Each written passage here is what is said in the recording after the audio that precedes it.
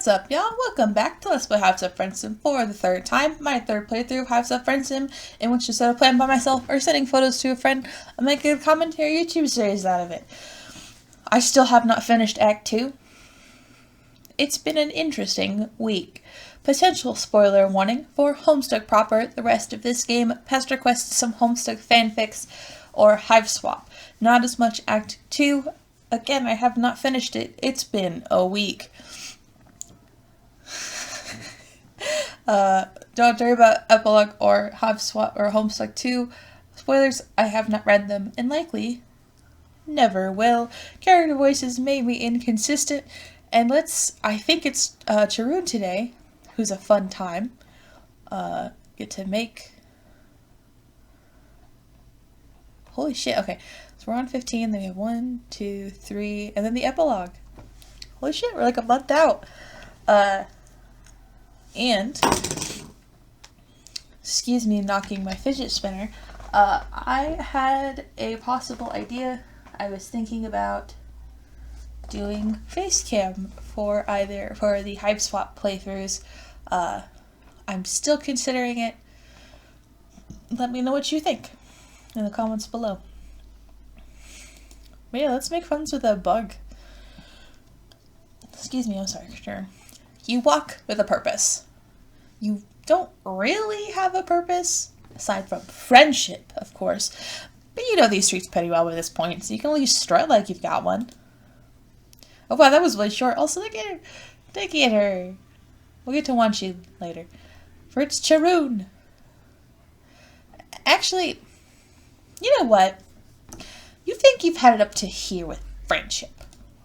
You're sure you'll be back on your regular friend-making bullshit later, but today is just one of those days. A curl under the blankets with your favorite show sort of day. A you leave your phone on silent and say nothing to no one sort of day.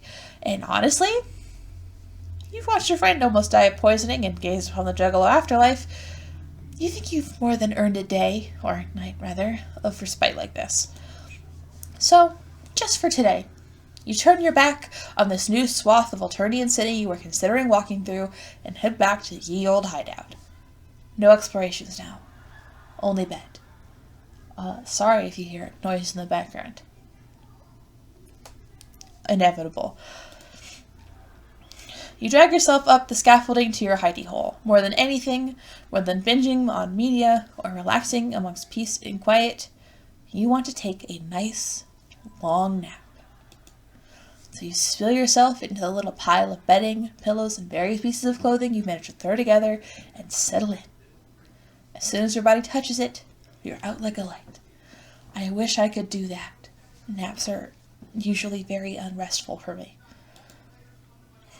But it isn't very long until you're awake again. And not because your body is rousing itself after sufficient slumber, but because of the persistent scrabbling sound. A persistent scrabbling sound that's followed by a loud thunk. Typically, that wouldn't be enough to get you up. You're a pretty heavy sleeper. But the noise is accompanied by the nagging sensation that whatever is making the noise is in the same room with you, and that has you bolting upright. You must have woken up in the middle of your REM cycle because you feel like a mummy rising out of the crypt. Is this real life? Or is this just a fantasy? Your brain struggles to make sense of your surroundings through the fog of residual sleepiness that still settled over you as you scramble to your feet. It'd be like that sometimes. Eventually, you're able to discern that the noise is coming from behind and above you, around where the ceiling is.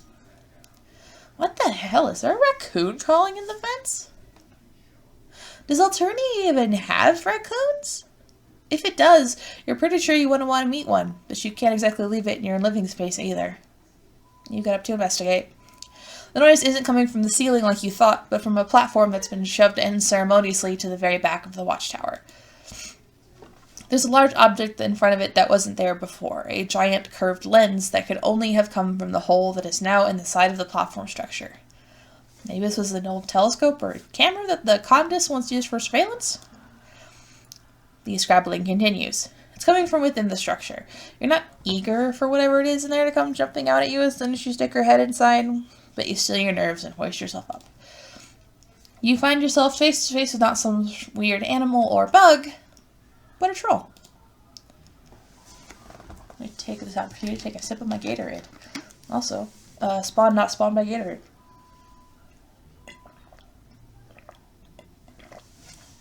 I bought it before work yesterday and then remembered that we have soda at work. So.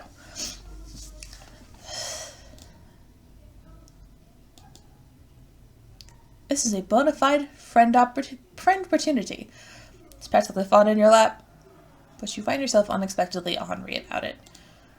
You'd think that you could expect some privacy in your own home, or, well, the place you've adopted as home and alternate anyway, but apparently not. Even when you've decided that you aren't in a friending mood, there the universe goes, yeeting new friends into your path anyways. Can't you go a day on this planet without dancing the whole friendship jig?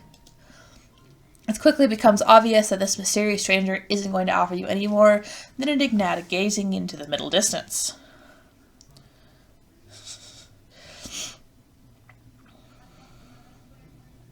Don't mind me opening things. Actually, no, I'm opening things. They're a hero of rage. Wait, okay. So, I'm looking at Charun's wiki page. It says Charun is the first canon non-binary troll.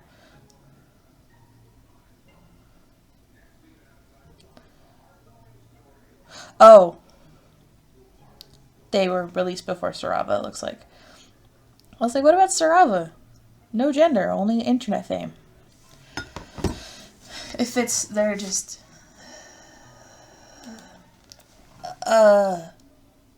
What exactly are they doing in your hideout, you ask?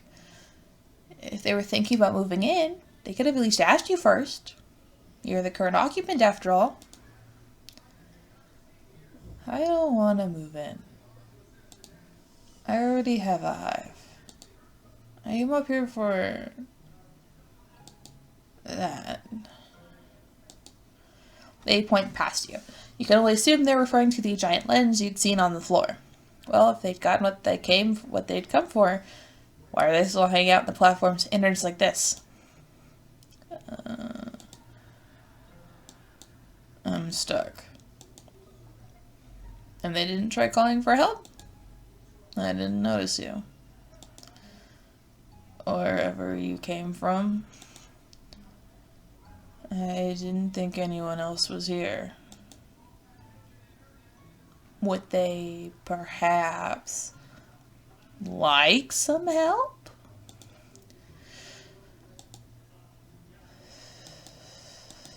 Maybe. What is this voice? My throat hurts. That was before I started doing voice. As you hop down from the platform, you find your ire draining from you much like flesh juice from a pinball. It's difficult to stay angry upon witnessing what was possibly the most pathetic burglary attempt ever, and that's counting your little fiasco with your ship. After walking around to the other side of the platform, you can see the other troll's booted legs sticking out from a gap in the structure. It looks much too narrow for anyone to crawl through, and yet that's exactly what they must have done in order to push the lens out from behind. Yeah. You yell that you're going to try to pull them out. You hear a faint, muttered, okay, and reach up to grab them around the waist, pulling hard. It takes a couple tries, but with one last particularly hard tug, you're finally able to pull them free. They tumble down on top of you. Thanks for getting me unstuck and breaking my fall. You didn't really do that part on purpose, but you're glad they appreciated it, yes. They actually seem pretty content to continue lying on top of you, actually, but they're heavy, so you wiggle out from underneath them like an earwig from under a rock and clamber to your feet. Take a second while I poke at the inside of my mouth. You know what I want? What pumpkin if you're out there? Who knows at this point? Do we have a feminine non-binary troll? Sarava and Charun are great. Don't get me wrong. But I'm just saying.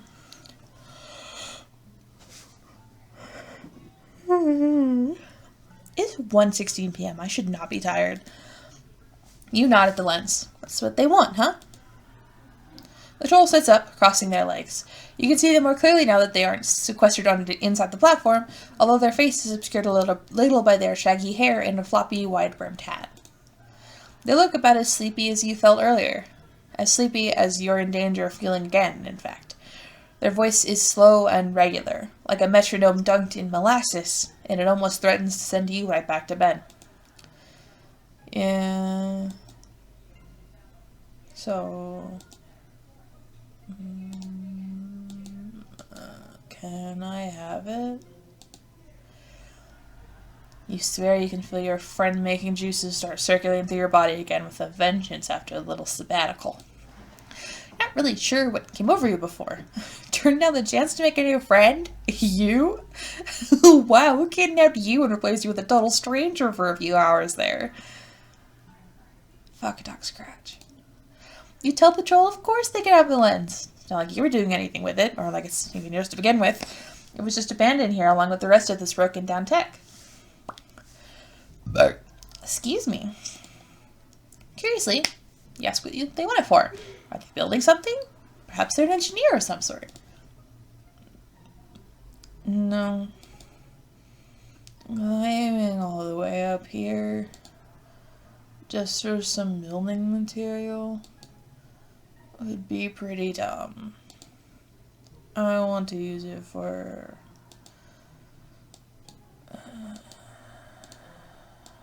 art. Huh.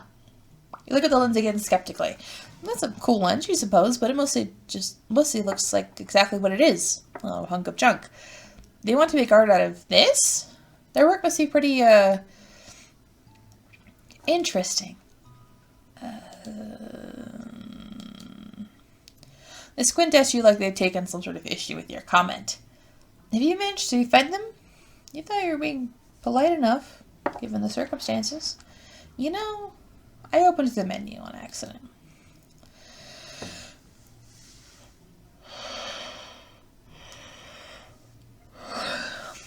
They're making me sleepy. But interesting can be a weird term, I think.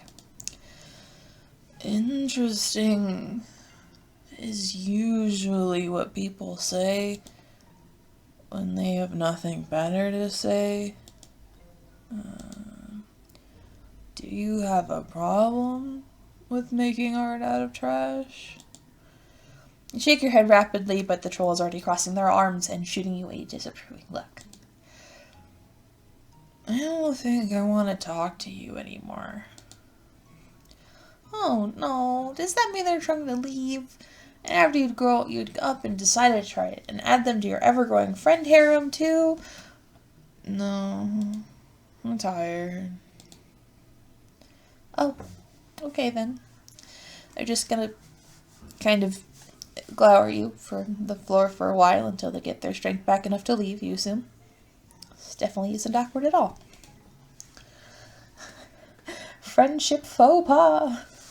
I was doing that with my fingers. What the reader is doing. Oh, wow. Charun is putting me to sleep. I'm going to take... It will be seconds for you, as per usual. It would be seconds for you, but several minutes for me. I'm going to go make tea, because my throat hurts and I don't know why. Hi, I'm back. I have lemon ginseng tea now. It's hot, so I have to let it steep, but... should be better on my nose than, my nose and throat than Gatorade is. So instead we're going to say their art is weird. Yeah. The two of you alternate between looking at the lens and each other for a while. Usually, over the course of making a new friend, they usually would have asked you to do something by now, or presented you with some sort of choice between two potential courses of action. Is there anything they'd like to do now that they've retrieved their art materials? This is what it's like hang out with me when I'm tired, or like feeling like partially nonverbal or something, or having a no eye contact day, or I'm just like, you know, let's sit. Let's sit. And just hang out. Let's sit.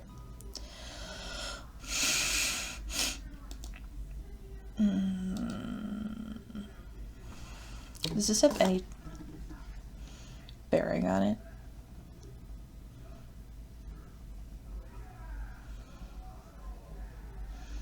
Oh, that's right. As Dodger and Kanye will show up.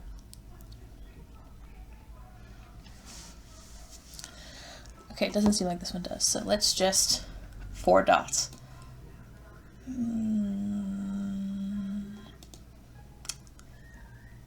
Guess it's all on you then. They probably want to take the lens back to their hive, right? I would, but I'm tired and hungry. Foraging for garbage takes a lot of energy. And I use the last of it climbing up here. I don't think I'll be able to carry it by myself. Yeah. Really didn't think this whole junk heist through very well, did they? But would you look at that? This is an excellent time to make a suggestion. Why not look for more easily portable trash? Sure, this giant lens is pretty neat, but there's probably plenty of other cool stuff that they could use that wouldn't be such a pain to move. Your new friend considers this, scratching their cheek. There is one place that I go to a lot for material. You nod. Maybe the two of you can go there then. You could help.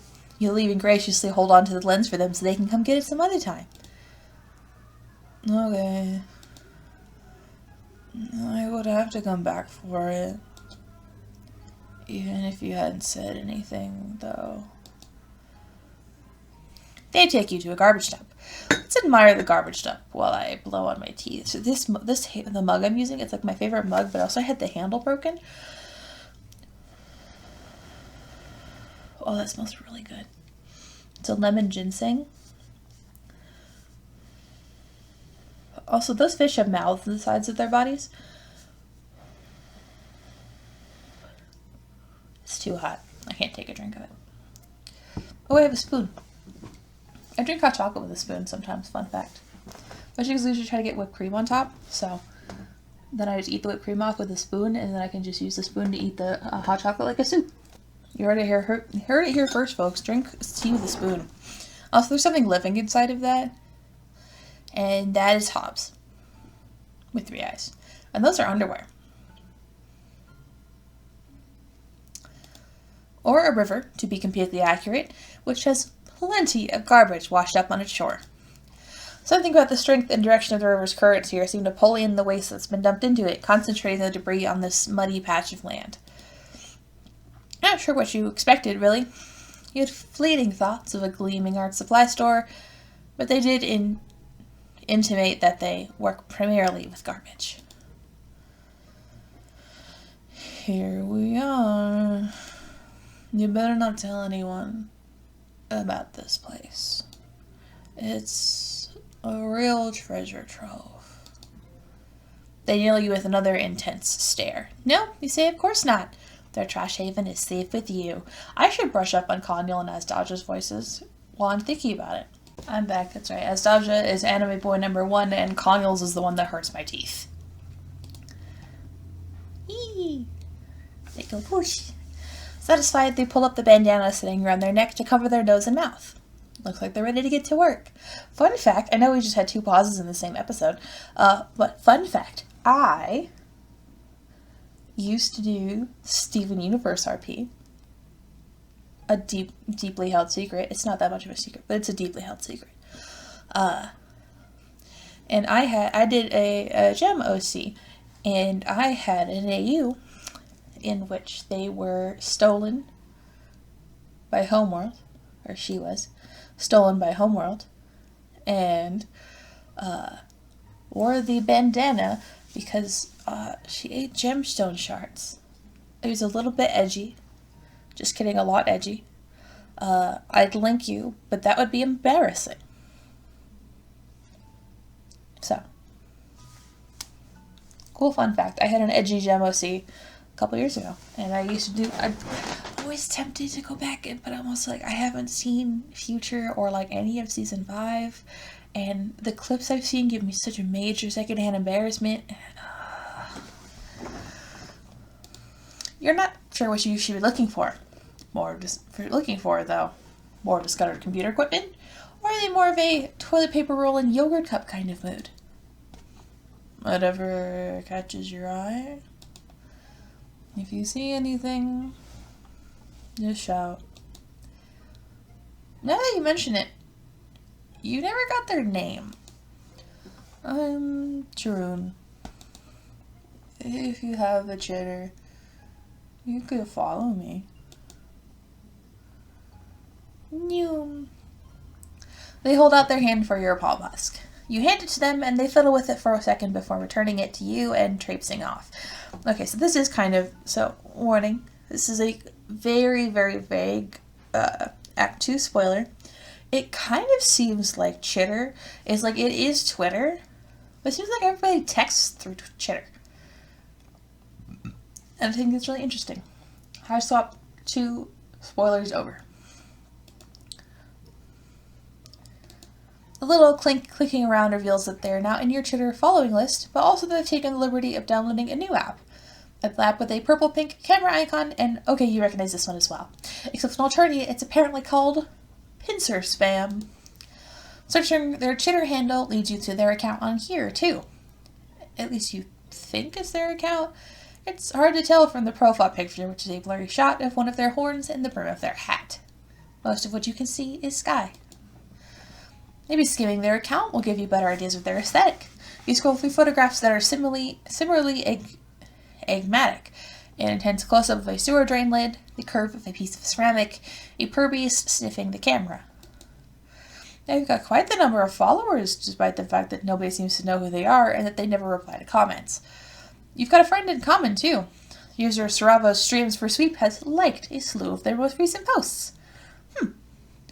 Non-binary solidarity. None of this is very helpful. You also realize that you're standing here stalking your new friend on your phone like a creep when you could just, go talk to them some more. So you hurry off after them. By the time that you catch up, they're squinting at something. What's that over there? You follow their gaze. It's a hideout of some kind. A small cave tucked into the rock. Look at them. They go crouch, crouch. Let's see if I can take a sip of the tea. The handle is glued back together, but I'm still so nervous about it.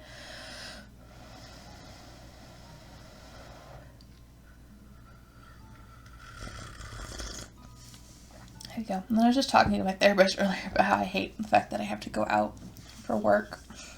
And how I don't want to do lab classes next semester. The two of you approach it curiously. Charun stoops to peer at something on the ground near its entrance, but you decide to venture further in. You think you might hear voices, and their sources become apparent once you've taken a few steps inside. Who goes there? Reveal yourself. It's them! Them! Oh, it's just you. Back for round 2. The likelihood of this battle's outcome being anything other than me kicking your ass is exactly 0. Typically, this would be a massive waste of my time. But luckily for you, I have nothing better to do. Didn't even say yes. Anastasia was just like, here, fight, I'm gonna kick your ass. Anastasia surges forward, presumably to attack you, but any air of intimidation his little speech might have had is quickly diffused by Connell grabbing him firmly by the back of his coat and yanking him back. Jaja, don't be rude. Anastasia shrugs Connell's hand away. The quiet sizzle of his psionics is like the hiss of a pissed-off cat. Trolls are catbuck.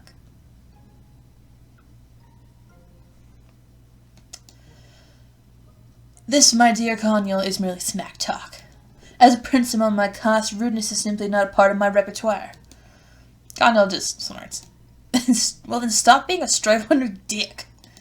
My friend is delicate, okay? You protest that you aren't at all as delicate as you'd last if you ran into each other. You've seen some shit, as Dodge's sparkly side nonsense doesn't scare you now.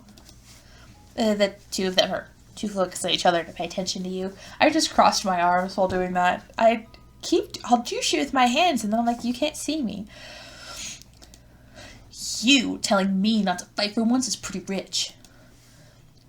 Don't you think I feel the same as you? It's been too long since I've had someone to punch. Whose bright idea was it in the first place? To hole up here in a trash dump for days. I've told you over and over again. I was starting to go snotty. We are here because our quarry is somewhere close. We just have to figure out exactly where. It's a perfect, really rational plan. You'd see that if you just think for a second. Yikes. You thought that maybe you could have a nice three-way friend reunion, but they're too busy squabbling. Ah, yes, the one example of the world's least interesting quadrant. Like, not to I was gonna say not to bash auspisticism, but no, fully bashing auspisticism. I know it's a vital part of chill culture, but it's boring as shit. Cause, like, doing that in real life sucks. Meanwhile, where had Charun gotten off to? You slink away from the escalating sniping, looking around for them. You're not entirely surprised when you find them hunched over some object on the ground, poking at it. You know these two, you say in a stage whisper, pointing in Conyal and Astasha's direction. You could introduce them once there's not quite so much yelling going on. Charun pulls down their bandana to answer. No thanks. I found something more interesting over here. The gesture at the object. This is a great find. I've never seen anything like it. I could make something amazing out of this. You take a proper look at the object. It appears to be a miniature satellite dish with a few pipe cleaners sticking out of it. Unlike all this other stuff out here, though, this object is moving. The dish is rotating while a few lights glimmer softly at its base. You're pretty sure this isn't trash. And were Conyal and Astasha just discussing tracking someone? Whatever this is probably belongs to them. Yeah, that's why you got to distract them. So I can nab it. Okay, this is no longer scavenging. This is straight up thievery. You've never had a problem with it before, MSPA reader. You goof. You fool. Don't mind me clicking stuff. He glanced at Conyal and Astasha again. They're preoccupied with arguing with each other that they haven't even looked your way. But once they realize the tracker is missing, they'll probably decide to go after Charun to get it back. If that happens, stall them. So I can get away in time. This doesn't sit right with you. You don't want to screw your two other friends over. And the energy between them is so weird right now. The verbal sparring looks like it's a hair's breadth away from turning into physical sparring. But they also kind of look like they want to make out. Whatever's going on, you don't want to be caught in the middle of it. That, however, sounds exactly like Charun wants you to do. You ever just be a spinning top through all the quadrants?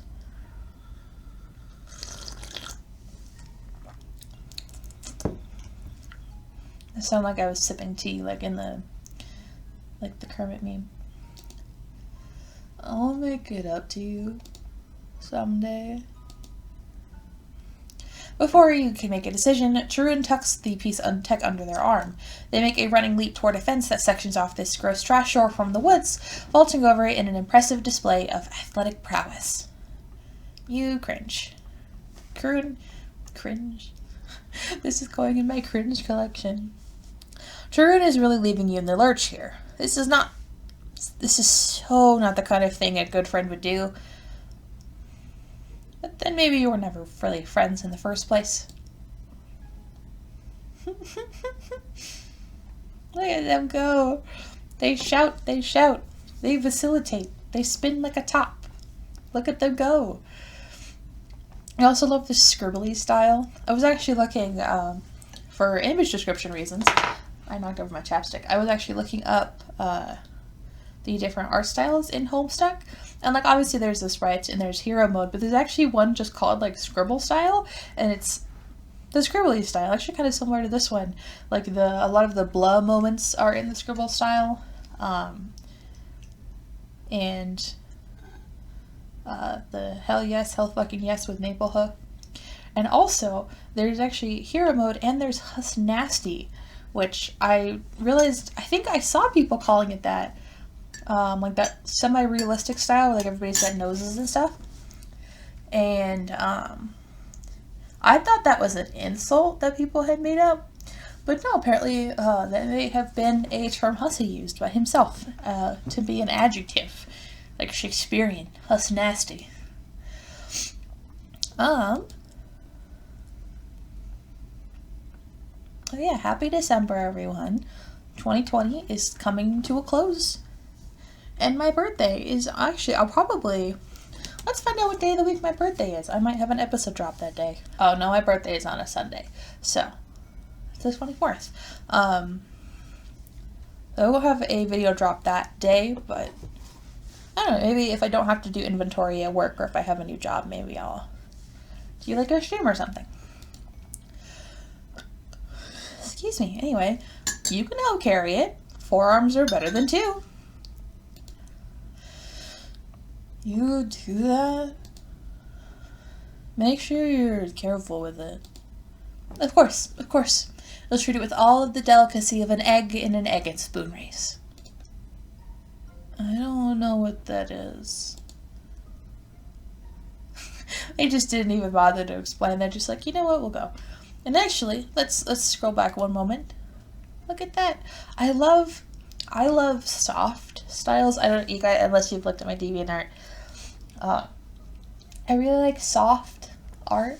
I love when it's round and pretty and not pretty and colorful and except for, well, okay, in general, I do like very soft art. I can't do lineless. I'm not that cool yet. But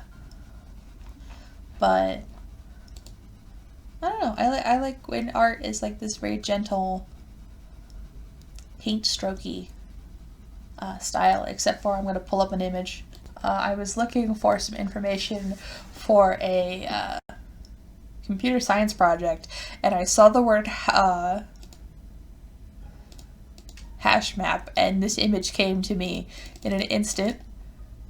That is Dave. I colored the lines red, and I just did some funky image stuff. So, this is an image I have now.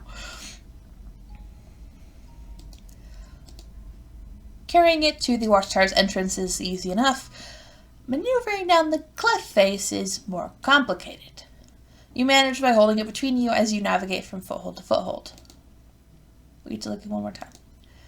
When you reach the bottom, the troll looks like they're ready to sit down again. Right there in the brush, but you urge them to move on.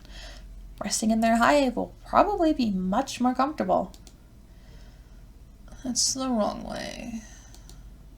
Sheepishly, you whirl back around from the random direction you're about to stride towards and follow them instead. With them leading the way, you bringing up the rear, the two of you shamble along the path with all the easy grace of 2 people in a horse costume. But you make it to your new companion's hive much quicker than you would have expected. Sorry if those noises are annoying, by the way. They come to a stop in front of the entrance to a cave in another cliffside. If this is their place, it isn't very far from yours at all. They're surprised that you haven't run into them until now. They're practically a neighbor. I've seen you around before. You're pretty hard to miss. Really? They should have said hi, introduced themselves. Two of you could have been hanging out all this time. Didn't feel like it. Besides, I was busy. With more of the scavenging in our business, you guess. Well, you get to know each other now, which is what's important. Speaking of, you've been talking and walking along, and you haven't even exchanged names yet. How remiss of you. Usually you would have gotten introductions out of the way from the moment they've outgraded your hideout. But it's been an odd sort of night. That's okay. I'm Charun.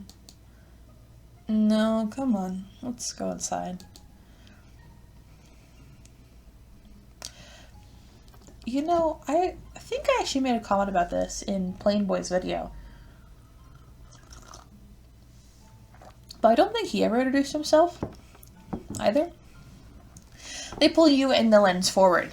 They didn't ask your name in return, but you managed to bumblingly introduce yourself as you lurch along into their hive. There's another troll in here. It's a whole ass ship with a toilet on it.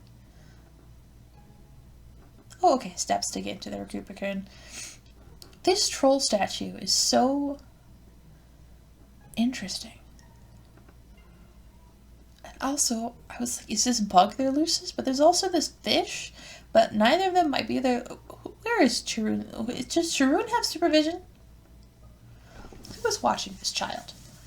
At home on Earth, you had a thing about garages. You thought it was interesting to scope the sort of stuff people ended up accumulating. You've seen some real gems in your day. A collection of singing and dancing novelty plant figurines, a small army of Furbies without any fur, beat-up remains of some kind of cat mascot costume. The inside of Charun's hive is as if every single weird garage you've ever seen converged to exist simultaneously in the same cave. The platonic ideal of garages. It's hard to believe that someone lives here. If you look closer, though, you begin to notice homey comforts tucked along the metal junkyard scraps and the broken furniture piled over the floors and all the way up along the craggy cave walls. A recruit cocoon sits on a ledge on one wall, and you think it's a kitchen cabinet wedged into another? So, what do you think? It's pretty cozy, you say, giving them a double thumbs up. The stalactites are a nice touch. I meant about my art. Oh, the art, of course. You cast around desperately. Charun's hive is such a jumble of miscellany that it's impossible for you to figure out what of it is art materials, which are finished artworks, and which are Charun's actual belongings. There's a pretty gnarly skull over there with leaves in the eye sockets. The angle at which that umbrella sticks out of the lawn chair is really compelling. Sorry, my mouth hurts. You settle on a purple object in one corner that looks more like a traditional sculpture than a bunch of household items stuck together. Those curves, that amaranthine hue, totally an inspiring piece.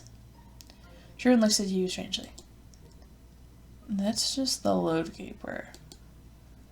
You don't know much about art, do you?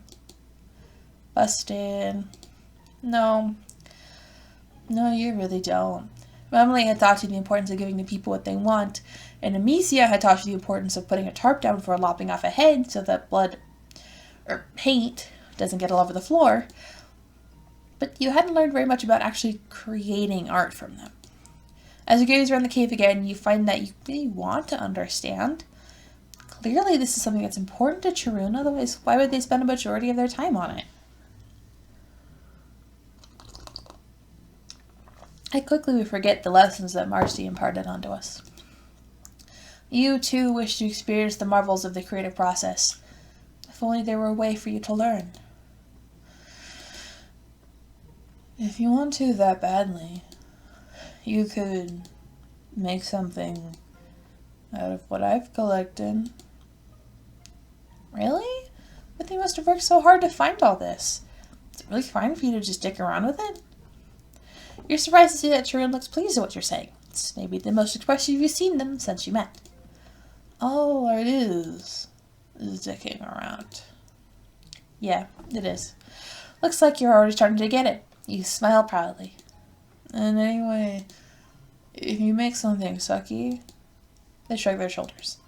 I can just take it apart again and reuse its separate components to make something else. Your smile flags a little. Where do you want to start? You rub your chin thoughtfully, wandering over to a lawn chair with an umbrella in it. A pile of fabric is stopped on top. You rifle through it until you find some colors you like. Fun fact, I say fun fact a lot. I'm actually working on, so Beyond the Divided Adventure, go read it, it's good.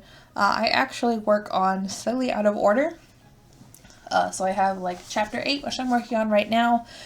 And then I also have some future chapters. I have a couple different things sort of lined up for the future.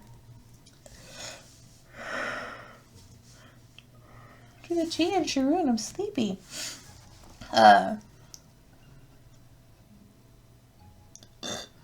Excuse me. What I'm going to say is I'm working on a piece from Ganaya's perspective because I wanted to practice doing her perspective a little bit before I started doing it consistently.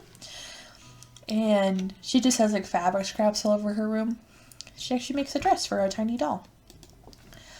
Then you walk across the other side of Charun's hive, searching for other items you might be able to use. Charun doesn't offer much in terms of guidance, aside from cautioning you away from a couple of objects that are actually finished artworks. Whoops. You end up with an armful of knickknacks that you put down in front of what is now a lamppost, but will soon be your canvas of choice.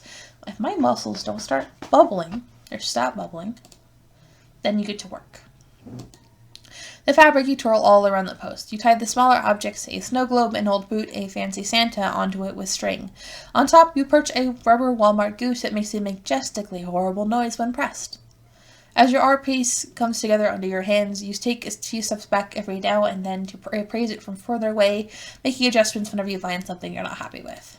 Finally, it's complete. You turn to ask Charun's opinion, newly flushed with pride and adrenaline from having successfully made a thing. This chapstick is not as good as... I have one, I have like a handful of chapsticks.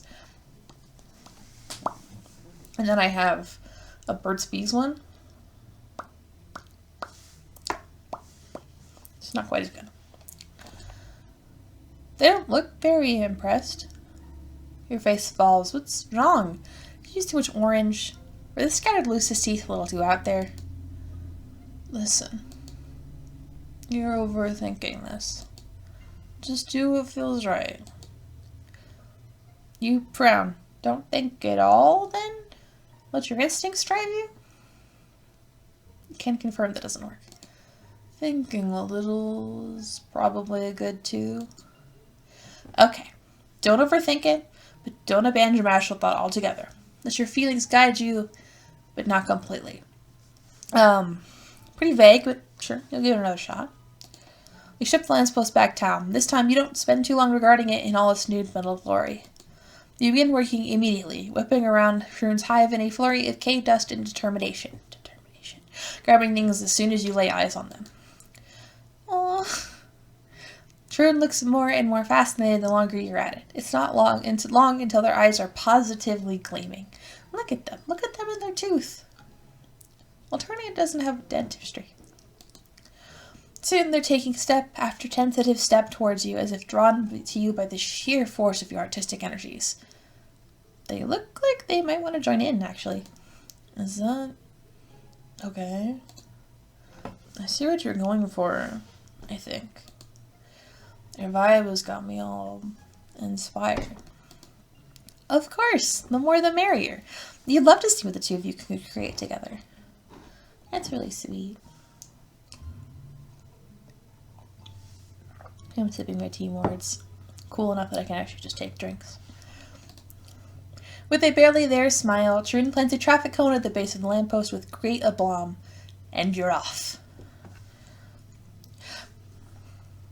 I fucking saw you, Cal.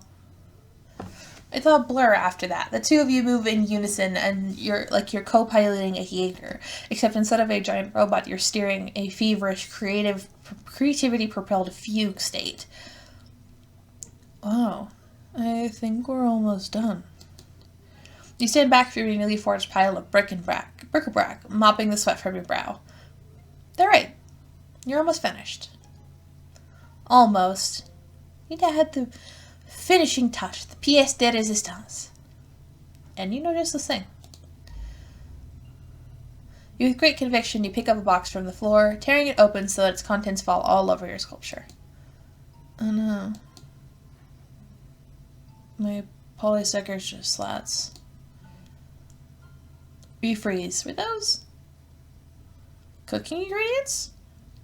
You seem to have gotten carried away. You start apologizing, but Charun is already waving your words away. It's fine. It looks better like this. Too good to waste as food. Anyway, I can find other things to eat. You both regard your creation, heaving for breath. You're done. As exhausted as you are, a wonderful calm settles over you as you admire the result of your hard work. It's beautiful. It really, really is.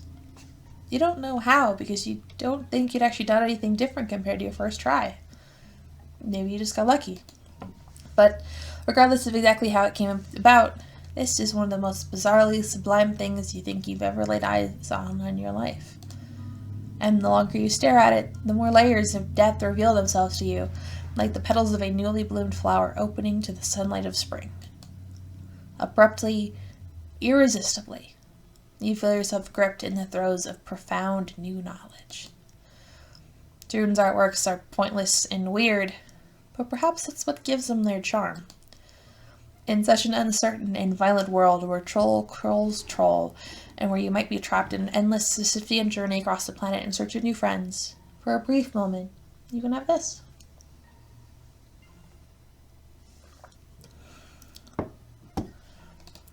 You can stand here, awash and appreciative what the fuck this masterpiece you've crafted out of a bunch of other people's trash, marveling at how you birthed something greater than yourself. Sometimes trash can be beautiful. You think you understand now. This is what Charun must have been endeavoring to teach you. You beam at them, glowing with the joy of your discovery. Yeah, sure. If you say so. Joyride! That's how the wiki's like, they're in the scuttlebucky, but it was never even mentioned that the reader had their scuttlebucky. Yeah, that one is sweet. That's Charun's root. Made some art out of garbage. I made some tea. It's one of the longer episodes. Next up is Wanshi, who I love very much. We're only a couple weeks out from the end. And then, like I said, I'm going to do a Hiveswap Act 1 playthrough. Either we're going to transition into Pesterquest, or I'm going to do Act 2. I think I'll decide once I figure out how to do the Act 1 playthrough, and I might also wait. I haven't finished Act 2 yet, and I might want to play through it a couple times. So we'll see. And I'll see you guys in the next video. Bye!